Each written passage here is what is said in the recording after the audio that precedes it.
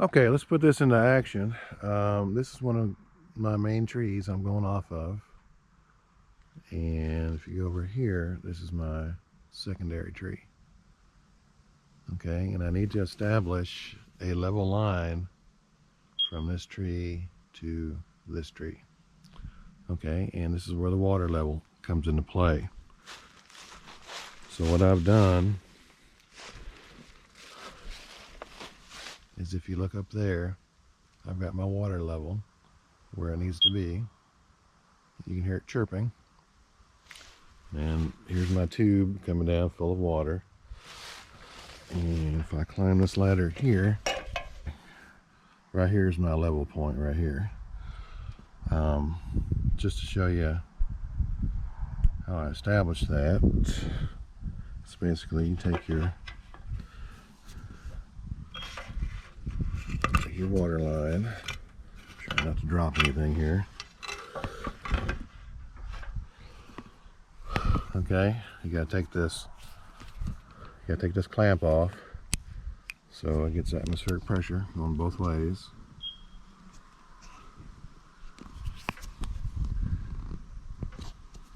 Okay, and then you'll start hearing this thing chirp.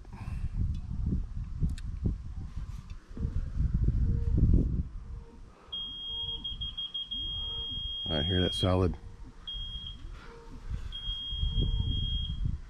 Hear the solid tone. Tells you it's level. Okay, that's how easy it is to use the water level. It's a bit clumsy, but if you have irregular surfaces with no reference point, it works really well. Okay, now something else I did was I measured 4 inches up, and I strung a line between the two. And that's going to serve two purposes. One, I can double check to make sure I am level, and secondly, when I drill my hole in here, I can align it with this string so both of my tabs are going to be in line with each other. Okay, so we'll come down here.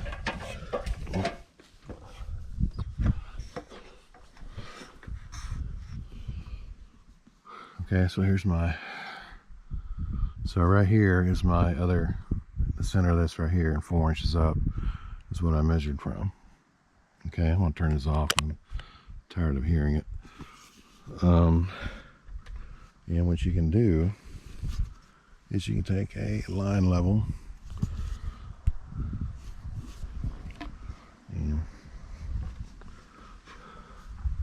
and if you look there, you'll see that I'm in between two lines. I'm level that way too.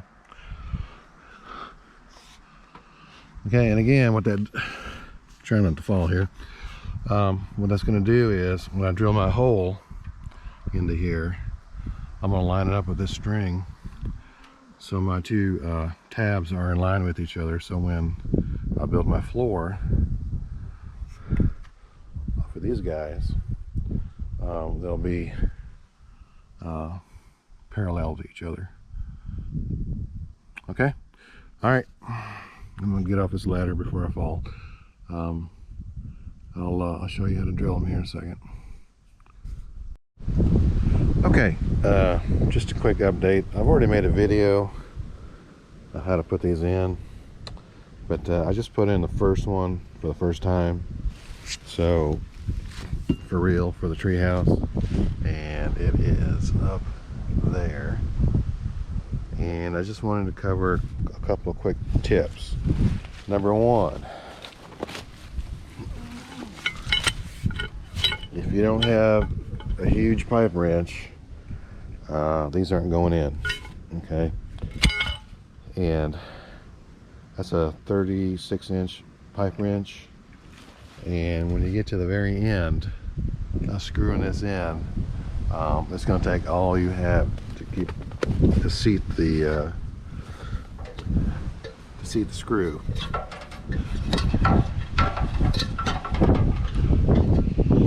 Okay, so if you look up here, you'll see I did a good job on keeping it level. and you can see what that pipe wrench does to your paint. Okay, so I'll have to come behind here and repaint all this. But once you get it in to where it's close, it's hard. It's really hard to get it in. Also, you're gonna have to leave a little bit of meat over the collar past the wood in order to get your pipe wrench on here, because if you start like I did on the 1-inch spindle, eventually it just the pipe wrench can't grab enough. It just slips. You have to go on a 3-inch collar. Okay, so but that's it. Also, I showed in the other at the beginning the string. I'm trying to keep this parallel to this string, so when I put the actual the brace on here, both of my braces line up with each other. Okay, and I got off just a little bit, but you can get off just a hair. There's enough variance in the hole this thing goes into. So, but it's hard. You're up on a ladder trying to balance yourself, trying to line everything up. But I'm happy with the level. That's more important than this being perfect. Along as far as staying with the string. Also, you see this band-aid on my finger. That bit is really sharp. Where the grooves are cut out, the spiral, and I managed to cut myself. So you might want to wear gloves when you do it. So okay, so that's it in a nutshell. Just the first video I made on this is valid, but you got to have a pipe wrench. That's probably my biggest takeaway here. So okay, hope that helps. Okay, let's go over what I've done here. If you look down there, you'll see my tripod that needs to go up in that tree. Okay, so what I've done is I have a 9-to-1 right here to lift it, and that goes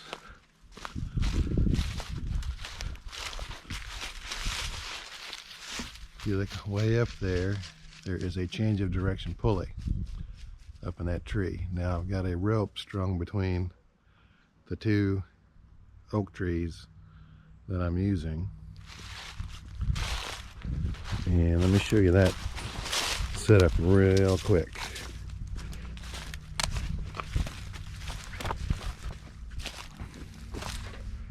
So I have a basil anchor right here, and then it is simply gotta have a carabiner, and then I have it's captured with a prusik right here. Okay, so this is how much extra rope I had to play with. Okay, but I had to adjust it to get that pulley up as high as I could get it. Okay, the higher you go, the better, within reason. Okay, so this is what is holding the load right here. Okay, all right, so let's go back around. So the rope we just came from with the 9-to-1 is up there. It's coming down to an anchor plate, and then off the anchor plate to equalize it, I've got two slings that I did the other day. Okay, I made those the other day, and if you look above the figure 8 knot, I've got another pulley. Okay, that's going to that orange rope. That orange rope is going to another tree. Okay, and all that's going to do is it's going to allow me to shift this load left or right. Okay, because as I raise it, that change of direction pulley up there is not going to be perfectly centered over that pin I need to go onto. Okay, so So with my multicolored line, I'm going to lift. It'll stay in line with that change of direction pulley up at the top. If I need to move it, I'm going to use this orange line to center it over that pin. And the 7-in-1 I've rigged up, it's going to free ride until I get to the pin, and I'm going to have to bring this load away from this tree because that pin is sticking out about a foot. Okay, so I've got three directional control mechanisms here, and the plan is, you can see over here, I've got it anchored to here, and the plan is to raise it, get it past that pin, and then center it on the pin, and then lower it into the pin. Okay, that's the plan. But what I'm going to do first is I'm going to raise it. I'm going to let this 7-in-1 free ride. I'm going to let the pulley that's above the figure 8 ride free also until I need it, and then I can make that into a 3-to-1 up until a 9-to-1 if I have to.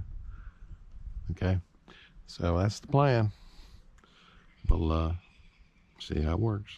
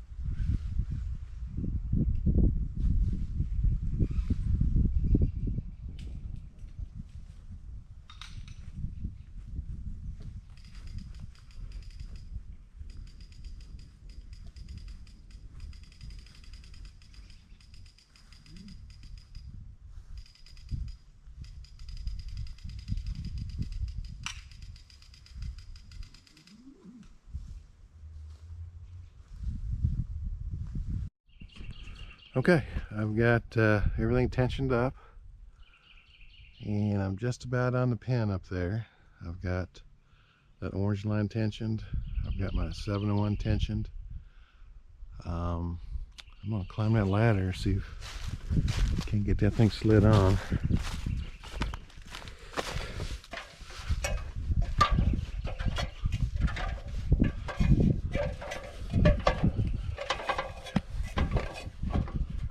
Okay, you can see that orange line coming up, and then right there's where we're at. Let's see if there we go.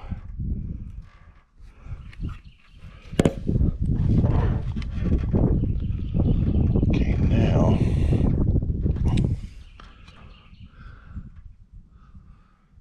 it's on, but I need to let off some tension on the 7-in-1, because that 7-in-1 is pushing it out this way. So it's a balancing act. I'm just by myself, so I'm gonna have to get down there and let some pressure off, but not too much. Keep sliding it this way until she goes on, but we're close. Just for context too, this white oak tripod probably weighs about 350 pounds, so I'm not going to get underneath it until it's on the actual pin. Okay. All right. Hopefully I'll shut it off here and see if I can't get this on. Okay, I've got the initial pin in, the tab, and I've got the locking nut on it.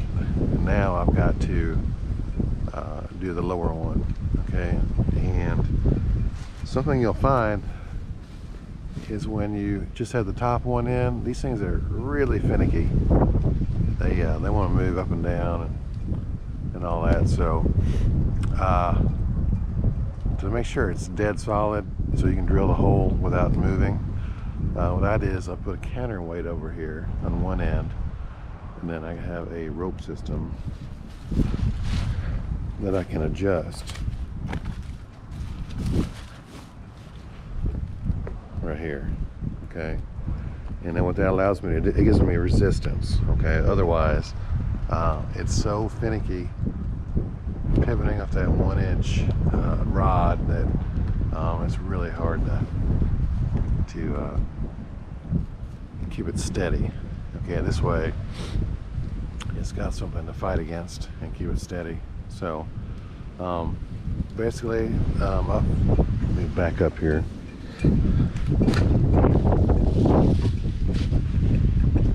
I've got a level up there, level, top thing, so top beam is level.